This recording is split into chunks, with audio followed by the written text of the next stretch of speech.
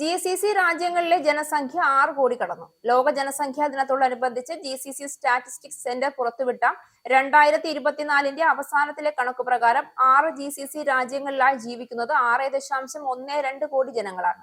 2023 അപേക്ഷിച്ച് 21 ലക്ഷം പേരാണ് അധികമായുള്ളത്. 2021 മുതൽ 2024 വരെ GCC ജനസംഖ്യയിൽ 76 ലക്ഷത്തിന്റെ വർധനവുണ്ടായെന്നും കണക്കുകൾ വ്യക്തമാക്കുന്നു. GCC രാജ്യങ്ങളിലെ പുരുഷ ജനസംഖ്യ ഏകദേശം 3.85 കോടിയിലെത്തി. ഇത് മൊത്തം ജനസംഖ്യയുടെ 62.8%. സ്ത്രീകളുടെ ജനസംഖ്യ 2.27 കോടിയുമാണ്. ഇത് ജനസംഖ്യയുടെ 37.2%. സ്ത്രീ പുരുഷാനുപാതത്തിലെ അന്തരം ഏറ്റവും കൂടുതലുള്ള മേഖല കൂടിയാണിത്. 169 പുരുഷന്മാർക്ക് 100 സ്ത്രീകൾ എന്നതാണ് കണക്ക്. GCC രാജ്യങ്ങളിൽ തൊഴിൽ തേടിയെത്തുന്നവരിൽ ഭൂരിപക്ഷവും പുരുഷന്മാരാണ് എന്നതാണ് ഇതിന് കാരണം. സൗദിയിലെ തെരുവോര കച്ചവടക്കാരുടെ പ്രവർത്തനങ്ങൾക്ക് പുതിയ നിയന്ത്രണങ്ങളും ചട്ടങ്ങളും ഏർപ്പെടുത്തുന്നു. മുനിസിപ്പൽ ഭവന വികസന മന്ത്രാലയമാണ് തെരുവ് കച്ചവടക്കാർക്കും വാഹന വ്യാപാരികൾക്കും പുതിയ നിയന്ത്രണങ്ങൾ നടപ്പിലാക്കുന്നത്. സൗദി മുനിസിപ്പാലിറ്റി ഭവന മന്ത്രി മജീദ് അൽ ഹൊഗൈൻ മൊബൈൽ വെഡ്ഡിംഗ് കാർഡുകൾക്കും ഫുഡ് ട്രക്കുകൾക്കുമുള്ള പുതിയ മുനിസിപ്പൽ ചട്ടങ്ങൾ അംഗീകരിച്ചു.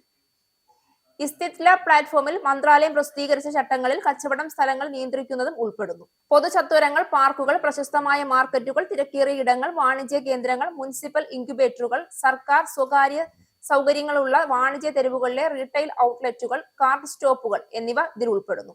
തിരക്കേറിയ സമയത്തെ ഉയർന്ന ടോൾ നിരക്ക് ഷെയ്ഖ് സായിദ് റോഡിലെ വാഹന തിരക്കിൽ കുറവുണ്ടാക്കിയതായി RTA. വാഹനങ്ങളുടെ എണ്ണത്തിൽ 9% കുറവാണ് ഉണ്ടായത്. തിരക്ക് നിയന്ത്രിക്കുന്നതിന്റെ ഭാഗമായാണ് രാവിലെയും വൈകുന്നേരവും 6 ദിർഹം ടോൾ ഈടാക്കാൻ തീരുമാനിച്ചത്. വാഹനപ്പെരുപ്പം നിയന്ത്രിക്കുന്നതിന് ദീർഘകാല അടിസ്ഥാനത്തിലുള്ള പരിഹാരം എന്ന നിലയിലാണ് ഉയർന്ന ടോൾ നിരക്ക് ഏർപ്പെടുത്തിയത്. ഇതിലൂടെ 30% വരെ വാഹന തിരക്ക് കുറയ്ക്കാൻ കഴിയുമെന്നും പ്രതീക്ഷിക്കുന്നു. കഴിഞ്ഞ വർഷം ദുബായിൽ രജിസ്റ്റർ ചെയ്ത വാഹനങ്ങളുടെ എണ്ണം 25 ലക്ഷം പിന്നിട്ടു. രാജ്യത്ത് രജിസ്റ്റർ ചെയ്തിരിക്കുന്ന വാഹനങ്ങളുടെ പകുതിയും ദുബായിലാണ്. വാഹനപ്പെരുപ്പം ക്രമാതീതമായി വർദ്ധിക്കുന്ന സാഹചര്യത്തിലാണ് പീക്ക് അവർ, സാലിക് പാർക്കിംഗ് തുടങ്ങിയ നടപടികളിലേക്ക് ദുബായ് കടന്നത്. ഫ്യൂച്ചർ മ്യൂസിയത്തിലേക്ക് അൺലിമിറ്റഡ് പ്രവേശനം അനുവദിക്കുന്ന സമ്മർ പാസ് പ്രഖ്യാപിച്ചു. സെപ്റ്റംബർ 30 വരെയാണ് പാസിന്റെ കാലാവധി. ഒരാൾക്ക് 229 ദിർഹമാണ് ചെലവ്. മുൻകൂട്ടി ബുക്ക് ചെയ്യാതെ എത്ര തവണ വേണമെങ്കിലും മ്യൂസിയം സന്ദർശിക്കാം. കളിസ്ഥലം, മ്യൂസിയത്തിൽ നടക്കുന്ന പരിപാടികളിലേക്കുള്ള പ്രവേശനം തുടങ്ങിയവയും പാസിന്റെ ഭാഗമാണ്. ലോബിയിലെ റീറ്റെയിൽ ഷോപ്പിൽ നിന്ന് സാധനങ്ങൾ വാങ്ങുന്നതിന് 50 ദിർഹവും സമ്മർ പാസിൽ ലഭിക്കും.